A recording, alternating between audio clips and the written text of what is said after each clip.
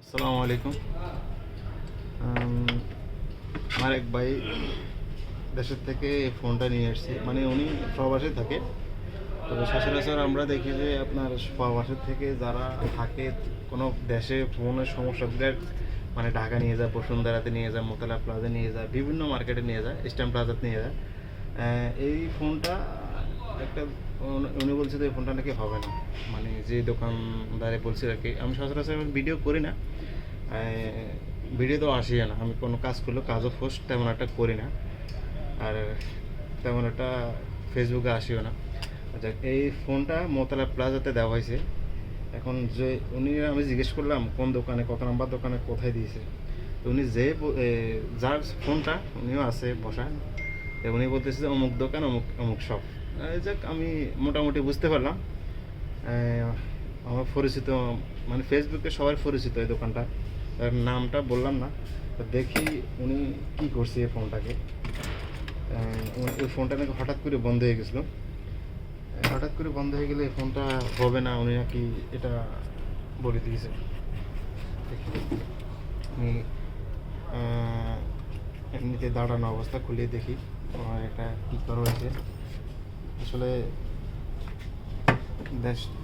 দেশে মানে কাজ করলে যা অবস্থা হয়, প্রথম অবস্থা হচ্ছে যে ক্যামেরাটা খাইয়ে দিছে, ক্যামেরাটার ভিতরে এনে ক্যামেরা অরিজিনালটা নেই, দেখেন ক্যামেরা নেই, ক্যামেরা তাও ছিঁড়া।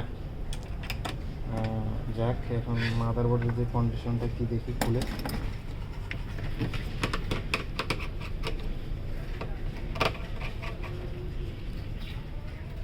মাদারবোর্ডের যে কন্ডিশন,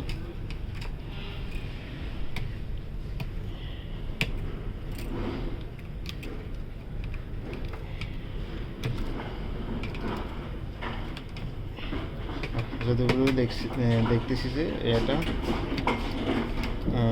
না, যতটুকু দেখতেছি যে লেয়ার উঠানো,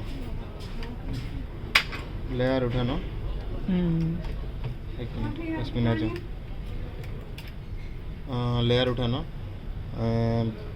লেয়ার উঠানো এদের কী করছে অবস্থা।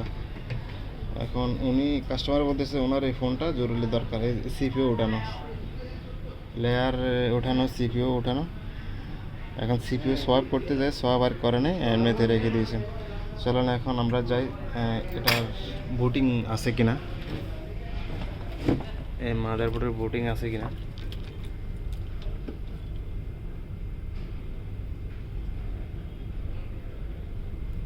মাদারবোর্ডের অলরেডি হাই বোর্ড, এদিকে তাহলে দেখেন এখন এই লোকটার এই সমস্যাটা করলো, আর উনি বলতেছে আমার এমন ডকুমেন্ট এটার ভিতরে আছে, এটা আমার লাগবে।